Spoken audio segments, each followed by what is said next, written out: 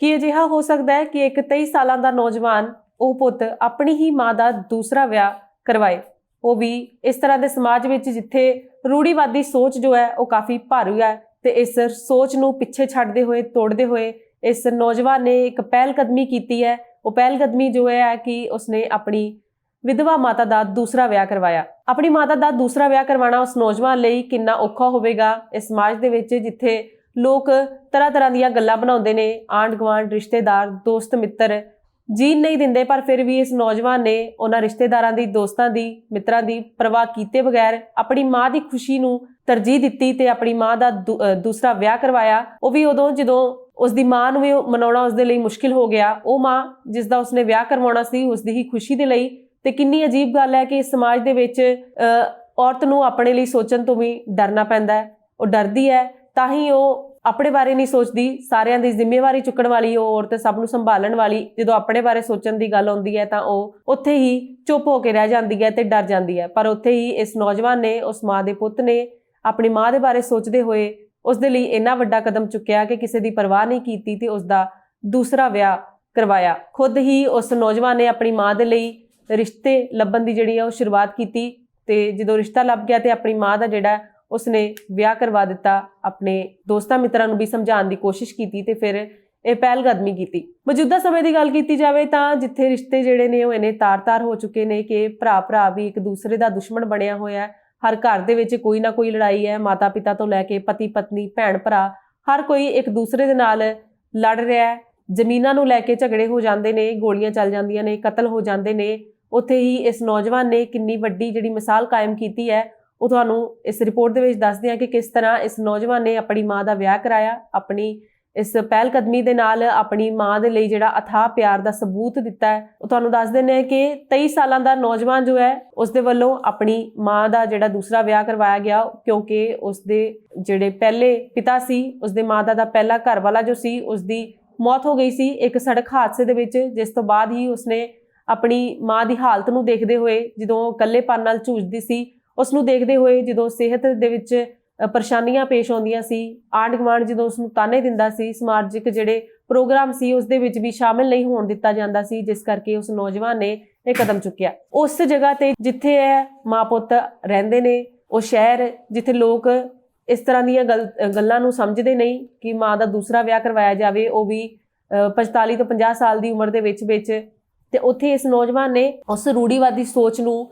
ਪਿੱਛੇ ਛੱਡਦੇ ਹੋਏ, ਤੋੜਦੇ ਹੋਏ ਆਪਣੀ ਮਾਂ ਦਾ ਦੂਸਰਾ ਵਿਆਹ ਕਰਵਾਇਆ ਕਿਉਂਕਿ ਉਸਦੀ ਮਾਂ ਜੋ ਸੀ ਉਹ ਇਕੱਲੇਪਨ ਨਾਲ ਝੂਝਦੀ ਸੀ। ਉਹ ਗਲੀ ਗਵਾਂਢ ਜਾਂ ਫਿਰ ਉਸਦੇ ਰਿਸ਼ਤੇਦਾਰਾਂ ਨੂੰ ਨਹੀਂ ਸੀ ਦਿਖਦਾ, ਉਸਦੇ ਖੁਦ ਦੇ ਪੁੱਤ ਨੂੰ ਦਿਖਦਾ ਸੀ। ਤੇ ਇਹ ਕਾਫੀ ਜਿਹੜੀ ਵੱਡੀ ਗੱਲ ਹੈ ਕਿ ਕਿਸੇ ਪੁੱਤ ਵੱਲੋਂ ਆਪਣੀ ਮਾਂ ਦਾ ਜਿਹੜਾ ਇਸ ਤਰ੍ਹਾਂ ਦੂਸਰਾ ਵਿਆਹ ਕਰਵਾਇਆ ਗਿਆ ਹੋਵੇ। ਤੁਹਾਨੂੰ ਦੱਸ ਦਈਏ ਕਿ ਮਾਂ ਪੁੱਤ ਮਹਾਰਾਸ਼ਟਰ ਦੇ ਕੋਲਾਪੁਰ ਦੇ ਰਹਿਣ ਵਾਲੇ ਨੇ, ਜਿੱਥੇ ਇਸ 23 ਸਾਲਾਂ ਦੇ ਯੁਵਰਾਜ ਸ਼ੈਲੇ ਨੇ ਆਪਣੀ ਜਿਹੜੀ ਮਾਤਾ ਦਾ ਦੂਸਰਾ ਵਿਆਹ ਕਰਵਾਇਆ, ਰੂੜੀਵਾਦੀ ਸੋਚ ਨੂੰ ਪਿੱਛੇ ਛੱਡਦੇ ਹੋਏ, ਤੋੜਦੇ ਹੋਏ। ਤੇ ਇਸ ਦੇ ਨਾਲ ਹੀ ਇਹ ਵੀ ਦੱਸਿਆ ਜਾ ਰਿਹਾ ਕਿ 23 ਸਾਲਾਂ ਦਾ ਯੁਵਰਾਜ ਸ਼ੈਲੇ, ਜਦੋਂ ਕਿ 5 ਸਾਲ ਪਹਿਲਾਂ ਉਸਦੇ ਇੱਕ ਸੜਕ ਹਾਦਸੇ ਦੇ ਵਿੱਚ ਉਸਦੇ ਪਿਤਾ ਦੀ ਮੌਤ ਹੋ ਗਈ ਸੀ। ਆਪਣੇ ਪਿਤਾ ਨੂੰ ਉਸਨੇ ਗਵਾ ਦਿੱਤਾ ਸੀ ਤੇ ਉਸਦੀ ਮੌਤ ਤੋਂ ਬਾਅਦ ਹੀ ਉਸਦੀ ਮਾਂ, ਜਿਸ ਦਾ ਨਾਮ ਰਤਨਾ ਹੈ, 45 ਸਾਲਾਂ ਦੀ ਸੀ ਉਸ ਸਮੇਂ, ਤੇ ਉਸ ਤੇ ਕਾਫੀ ਗਹਿਰਾ ਅਸਰ ਪਿਆ। ਦੁੱਖਾਂ ਦਾ ਪਹਾੜ ਉਸ ਸਮੇਂ ਦੋਨਾਂ ਮਾਂ ਪੁੱਤ ਤੇ ਟੁੱਟ ਪਿਆ, ਕਿਉਂਕਿ ਮਾਂ ਨੇ ਤਾਂ ਆਪਣਾ ਜੀਵਨ ਸਾਥੀ ਗਵਾਇਆ ਹੀ ਸੀ। ਉਸ ਤੋਂ ਬਾਅਦ ਮਾਂ ਨੂੰ ਵੀ ਇਸ ਤਰ੍ਹਾਂ ਦੇਖ ਕੇ, ਦੁਖੀ ਦੇਖ ਕੇ, ਉਸਦਾ ਪੁੱਤ ਵੀ ਜੋ ਸੀ ਉਹ ਵੀ ਬਹੁਤ ਪਰੇਸ਼ਾਨ ਸੀ, ਜਿਸ ਦੇ ਚੱਲਦਿਆਂ ਉਸਦੇ ਪੁੱਤ ਨੇ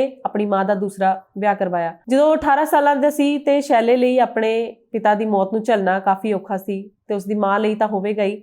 ਤੇ ਜੇ ਗੱਲ ਕੀਤੀ ਜਾਵੇ, ਕਿਉਂਕਿ ਉਸਨੇ ਜੋ ਵਿਆਹ ਕਰਵਾਇਆ ਆਪਣੀ ਮਾਂ ਦਾ, ਉਹ ਦੇਖਿਆ ਕਿ ਕਿਸ ਤਰ੍ਹਾਂ ਉਸਦੀ ਮਾਂ ਜੋ ਹੈ ਉਹ ਇਕੱਲੇਪਨ ਨੂੰ ਜੂਝ ਰਹੀ ਹੈ ਉਹਦੇ ਨਾਲ, ਤੇ ਨਾਲ ਹੀ ਜਿਹੜੇ ਸਮਾਜਿਕ ਪ੍ਰੋਗਰਾਮ ਹੁੰਦੇ ਨੇ ਉਹਦੇ ਵਿੱਚ ਵੀ ਉਸ ਨੂੰ ਸ਼ਾਮਿਲ ਨਹੀਂ ਹੋਣ ਦਿੱਤਾ ਜਾਂਦਾ, ਕਿਉਂਕਿ ਉਹ ਜਿਸ ਸ਼ਹਿਰ ਦੇ ਵਿੱਚ ਰਹਿ ਰਹੇ ਨੇ ਉੱਥੇ ਰਿਸ਼ਤੇਦਾਰ ਤੇ ਜਿਹੜੇ ਸਕੇ ਸੰਬੰਧੀ, ਹੋਰ ਆਂਢ ਗੁਆਂਢ ਜੋ ਹੈ ਉਹ ਇਹਨਾਂ ਗੱਲਾਂ ਨੂੰ ਨਹੀਂ ਸਮਝ ਸਕਿਆ। ਤੇ ਜਿਹੜੇ ਉਹਨਾਂ ਦੇ ਗਵਾਂਢੀ ਵੀ ਸੀ ਉਹਦੀ ਮਾਂ ਨਾਲ ਜਿਹੜਾ ਬੁਰਾ ਵਰਤਾਵ ਕਰਦੇ ਸੀ, ਗੱਲਾਂ ਨਹੀਂ ਸੀ ਕਰਦੇ, ਜਿਸ ਕਰਕੇ ਉਹਦੇ ਪੁੱਤ ਨੂੰ, ਜੋ ਸ਼ੈਲੇ ਨੂੰ ਸੀ, ਉਹ ਦੇਖਦਾ ਸੀ ਕਿ ਕਿਸ ਤਰ੍ਹਾਂ ਉਸਦੀ ਮਾਂ ਦੇ ਨਾਲ ਵਿਵਹਾਰ ਹੁੰਦਾ ਹੈ। ਤੇ ਇਸ ਦੇ ਚੱਲਦਿਆਂ ਆਪਣੀ ਮਾਂ ਦੀ ਖੁਸ਼ੀ ਨੂੰ ਲੈ ਕੇ ਜਿੱਥੇ ਸਮਾਜਿਕ ਪ੍ਰੋਗਰਾਮਾਂ ਦੇ ਵਿੱਚ ਵੀ ਉਹਨੂੰ ਸ਼ਾਮਿਲ ਨਹੀਂ ਸੀ ਹੋਣ ਦਿੱਤਾ ਜਾਂਦਾ, ਰਤਨਾ ਨੂੰ, ਉੱਥੇ ਹੀ ਉਹ ਘਰ ਦੇ ਵਿੱਚ ਵੀ ਇਕੱਲੀ ਸੀ ਤੇ ਨਾਲੇ ਜਿਹੜੇ ਆਂਢ ਗੁਆਂਢ ਸੀ ਉਹ ਵੀ ਉਸਦੀ ਮਾਂ ਦੇ ਨਾਲ ਚੰਗਾ ਵਰਤਾਵ ਨਹੀਂ ਸੀ ਕਰਦਾ। ਤੇ ਨਾਲ ਹੀ ਜਿੱਥੇ ਉਹ ਸ਼ਹਿਰ ਦੇ ਵਿੱਚ ਜਿੱਥੇ ਰਹਿ ਰਹੇ ਸਨ, ਕੋਲਾਪੁਰ ਦੇ ਵਿੱਚ, ਉੱਥੇ ਆਪਣੇ ਸਕੇ ਸੰਬੰਧੀਆਂ, ਰਿਸ਼ਤੇਦਾਰਾਂ ਨੂੰ ਜਿਹੜਾ ਸਮਝਾਉਣਾ ਕਾਫੀ ਉਸਦੇ ਲਈ ਆਸਾਨ ਨਹੀਂ ਸੀ, ਕਾਫੀ ਉਸਨੂੰ ਮਿਹਨਤ ਵੀ ਕਰਨੀ ਪਈ।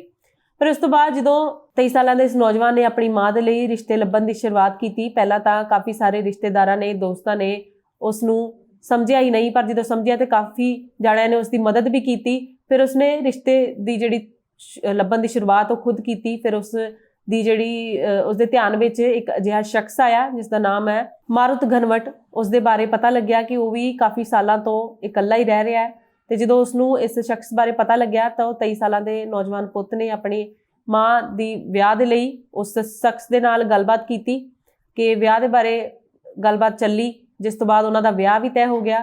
ਕਿਉਂਕਿ ਸ਼ੈਲੇ ਜੋ ਸੀ ਆਪਣੀ ਮਾਂ ਦੇ ਲਈ ਸਭ ਤੋਂ ਵਧੀਆ ਰਿਸ਼ਤਾ ਲੱਭਣਾ ਚਾਹੁੰਦਾ ਸੀ, ਅਜਿਹਾ ਜੀਵਨ ਸਾਥੀ ਜੋ ਉਹਦੀ ਮਾਂ ਦੇ ਨਾਲ ਮੋਢਾ ਜੋੜ ਕੇ ਚੱਲੇ, ਉਹਦੇ ਸਾਥ ਦੇਵੇ ਪੂਰੀ ਜ਼ਿੰਦਗੀ ਭਰ। ਤੇ ਜਦੋਂ ਸ਼ੈਲੇ ਨੇ ਇਸ ਜੀਵਨ ਸਾਥੀ ਉਸਦੀ ਮਾਂ ਦੇ ਲਈ ਲੱਭ ਲਿਆ ਤੇ ਉਸਨੂੰ ਲੱਗਿਆ ਕਿ ਸ਼ਾਇਦ ਅੱਜ ਉਸ ਲਈ ਸਭ ਤੋਂ ਵੱਡਾ ਦਿਨ ਹੈ, ਕਿਉਂਕਿ ਉਸਨੇ ਆਪਣੀ ਮਾਂ ਨੂੰ ਉਹ ਖੁਸ਼ੀ ਉਹ ਦੇਣ ਜਾ ਰਿਹਾ ਸੀ ਜਿਸ ਦੀ ਉਹ ਅਸਲ ਵਿੱਚ ਹੱਕਦਾਰ ਸੀ। ਉਹ ਵੀ ਅਜਿਹੇ ਸਮਾਜ ਦੇ ਵਿੱਚ ਜਿੱਥੇ ਔਰਤਾਂ ਨੂੰ ਤਾਂ ਸੋਚਣ ਦਾ ਹੱਕ ਦਿੱਤਾ ਹੀ ਨਹੀਂ ਜਾਂਦਾ। ਫਿਰ ਉਸ ਤੋਂ ਬਾਅਦ ਮਾਰੂਤ ਘਨਵਟ ਦੇ ਨਾਮ ਦੇ ਇਸ ਸ਼ਖਸ ਦੇ ਨਾਲ ਉਸਨੇ ਆਪਣੀ ਮਾਂ ਦਾ ਵਿਆਹ ਤੈਅ ਕੀਤਾ। ਤੇ ਉਸ ਸ਼ਖਸ ਦੀ ਗੱਲ ਕੀਤੀ ਜਾਵੇ ਤਾਂ ਉਸਨੇ ਵੀ ਇਹ ਕਿਹਾ ਕਿ ਮੈਂ ਵੀ ਕਾਫੀ ਸਾਲਾਂ ਤੋਂ ਆਪਣਾ ਜਿਹੜਾ ਇਕੱਲੇ ਜੀਵਨ ਬਤੀਤ ਕਰ ਰਿਹਾ ਸੀ। ਤੇ ਉਸ ਤੋਂ ਬਾਅਦ ਜਦੋਂ ਰਤਨਾ ਦੇ ਨਾਲ ਤੇ ਉਸਦੇ ਨੌਜਵਾਨ ਪੁੱਤ ਦੇ ਨਾਲ ਉਸਦੀ ਗੱਲਬਾਤ ਹੋਈ ਤਾਂ ਉਸਨੂੰ ਲੱਗਿਆ ਕਿ ਉਹ ਵੀ ਉਹਨਾਂ ਦੇ ਪਰਿਵਾਰ ਦੇ ਨਾਲ ਰਹਿ ਸਕਦਾ ਤੇ ਰਤਨਾ ਦਾ ਜੀਵਨ ਸਾਥੀ ਉਹ ਬਣ ਸਕਦਾ। ਪਰ ਇਸ ਤੋਂ ਸਭ ਤੋਂ ਪਹਿਲਾਂ ਇਹ ਵੀ ਗੱਲ ਜੋ ਸ਼ੈਲੇ ਵੱਲੋਂ ਕਹੀ ਗਈ ਕਿ ਸਭ ਤੋਂ ਪਹਿਲਾਂ ਤਾਂ ਉਸਦੀ ਮਾਂ ਨੂੰ ਮਨਾਉਣਾ ਉਸਦੇ ਲਈ ਕਾਫੀ ਔਖਾ ਰਿਹਾ, ਕਿਉਂਕਿ ਉਸਦੀ ਮਾਂ ਹੀ ਇਹ ਸਮਝ ਨਹੀਂ ਸੀ ਪਾ ਰਹੀ ਕਿ ਉਸਨੂੰ ਲੱਗਦਾ ਸੀ ਕਿ ਸ਼ਾਇਦ ਉਸਨੂੰ ਇਹ ਵਿਆਹ ਨਹੀਂ ਕਰਨਾ ਚਾਹੀਦਾ, ਕਿਉਂਕਿ ਜਿਸ ਸਮਾਜ ਦੇ ਵਿੱਚ ਅਸੀਂ ਰਹਿ ਰਹੇ ਹਾਂ ਉਸ ਸਮਾਜ ਦੇ ਵਿੱਚ ਔਰਤ ਨੂੰ ਉਹ ਹੱਕ ਨਹੀਂ ਦਿੱਤਾ ਜਾਂਦਾ ਕਿ ਹਾਂ ਕਿ ਜਿਸ ਤਰ੍ਹਾਂ ਕਿਸੇ ਹੋਰ ਜੋੜੇ ਦੇ ਵਿੱਚ ਜੇਕਰ ਪਤਨੀ ਦੀ ਮੌਤ ਹੋ ਜਾਂਦੀ ਹੈ ਤਾਂ ਫਿਰ ਪਤੀ ਤਾਂ ਦੂਸਰਾ ਵਿਆਹ ਕਰਵਾ ਹੀ ਲੈਂਦਾ, ਪਰ ਜਦੋਂ ਗੱਲ ਔਰਤ ਤੇ ਆਉਂਦੀ ਹੈ ਤਾਂ ਫਿਰ ਔਰਤ ਦੇ ਬਾਰੇ ਕੋਈ ਨਹੀਂ ਸੋਚਦਾ। ਉਸਨੂੰ ਸਿਰਫ ਦੱਸਿਆ ਜਾਂਦਾ, ਕਿਹਾ ਜਾਂਦਾ ਹੈ ਕਿ ਹਾਂ ਹੁਣ ਉਹ ਇਕੱਲੇ ਆਪਣਾ ਜੀਵਨ ਆਪਣੇ ਬੱਚਿਆਂ ਦੇ ਸਿਰ ਤੇ ਬਤੀਤ ਕਰੇ। ਪਰ ਸ਼ੈਲੇ ਨੇ ਅਜਿਹਾ ਆਪਣੀ ਮਾਂ ਦੇ ਬਾਰੇ ਨਹੀਂ ਸੋਚਿਆ। ਉਹ ਚਾਹੁੰਦਾ ਸੀ ਕਿ ਉਸਦੀ ਮਾਂ ਜੋ ਹੈ ਉਹ ਹਮੇਸ਼ਾ ਖੁਸ਼ ਰਹੇ, ਆਪਣੇ ਜੀਵਨ ਸਾਥੀ ਦੇ ਨਾਲ ਆਪਣੀ ਜ਼ਿੰਦਗੀ ਜੋ ਹੈ ਉਹ ਅੱਗੇ ਬਤੀਤ ਕਰੇ। ਜਿਸ ਦੇ ਫਿਰ ਬਾਅਦ ਹੀ ਉਸਨੇ ਆਪਣੀ ਮਾਂ ਨੂੰ ਸਮਝਾਇਆ। ਫਿਰ ਉਸਦੀ ਮਾਂ ਦਾ ਵੀ ਕਹਿਣਾ ਹੈ ਕਿ ਜਦੋਂ ਪਹਿਲਾਂ ਤਾਂ ਉਸਦੇ ਪੁੱਤ ਨੇ ਇਸ ਬਾਰੇ ਵਿਆਹ ਦੇ ਬਾਰੇ ਦੂਸਰੇ ਵਿਆਹ ਦੇ ਬਾਰੇ ਗੱਲ ਕੀਤੀ ਤਾਂ ਮੈਂ ਵੀ ਉਸਦਾ ਵਿਰੋਧ ਕੀਤਾ, ਪਰ ਬਾਅਦ ਵਿੱਚ ਨਾਲ ਹੀ ਉਸਦਾ ਇਹ ਵੀ ਕਹਿਣਾ ਕਿ ਉਸਨੇ ਆਪਣੇ ਪਹਿਲੇ ਪਤੀ ਨੂੰ ਭੁੱਲਣ ਦੀ ਵੀ ਕਾਫੀ ਜਿਹੜਾ ਉਹ ਨਹੀਂ ਸੀ ਭੁੱਲ ਸਕਦੀ, ਜਿਸ ਦੇ ਚੱਲਦੇ ਉਹ ਚਾਹੁੰਦੀ ਨਹੀਂ ਸੀ ਕਿ ਉਹ ਦੂਸਰਾ ਵਿਆਹ ਕਰਵਾਵੇ। ਪਰ ਜੋ ਉਸਦਾ ਬੇਟਾ ਕਹਿ ਰਿਹਾ ਸੀ, ਸ਼ੈਲੇ ਕਹਿ ਰਿਹਾ ਸੀ ਕਿ ਹਾਂ ਉਹ ਉਸਨੂੰ ਖੁਸ਼ ਦੇਖਣਾ ਚਾਹੁੰਦਾ ਤੇ ਨਾਲ ਹੀ ਉਹ ਆਪਣੇ ਇਕੱਲੇਪਨ ਨਾਲ ਜੋ ਜੂਝ ਰਹੀ ਸੀ ਉਸਨੂੰ ਲੈ ਕੇ ਵੀ ਤੇ ਆਪਣੇ ਬੇਟੇ ਦੀ ਗੱਲ ਨੂੰ ਸਮਝਦਿਆਂ ਉਸਨੇ ਫਿਰ ਇਸ ਦੇ ਲਈ ਹਾਂ ਕਰ ਦਿੱਤੀ ਤੇ ਆਪਣਾ ਦੂਸਰੇ ਵਿਆਹ ਲਈ ਉਹ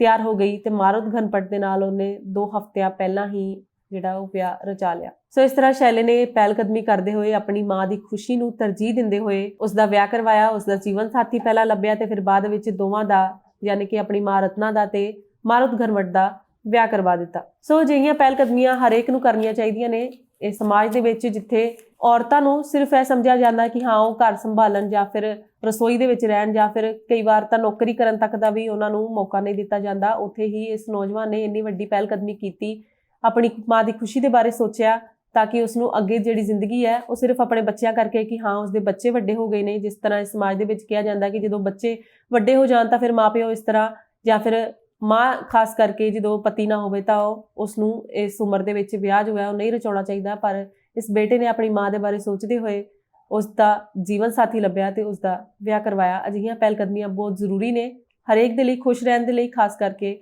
ਔਰਤਾਂ ਲਈ ਜ਼ਰੂਰ, ਕਿਉਂਕਿ ਮਰਦਾਂ ਲਈ ਤਾਂ ਸਮਾਜ ਪਹਿਲਾਂ ਹੀ ਸੋਚ ਲੈਂਦਾ, ਔਰਤਾਂ ਜੋ ਨੇ ਉਹ ਆਪਣੇ ਬਾਰੇ ਕਦੇ ਨਹੀਂ ਸੋਚਦੀਆਂ। ਸੋ ਅਜਿਹੀਆਂ ਪਹਿਲ ਕਦਮੀਆਂ ਜ਼ਰੂਰ ਕਰਨੀਆਂ ਚਾਹੀਦੀਆਂ ਨੇ। ਫਿਲਹਾਲ ਇਸ ਰਿਪੋਰਟ ਦੇ ਵਿੱਚ ਇੰਨਾ ਹੀ। ਤੁਸੀਂ ਇਸੇ ਤਰ੍ਹਾਂ ਦੇਖਦੇ ਰਹੋ ABC ਪੰਜਾਬ।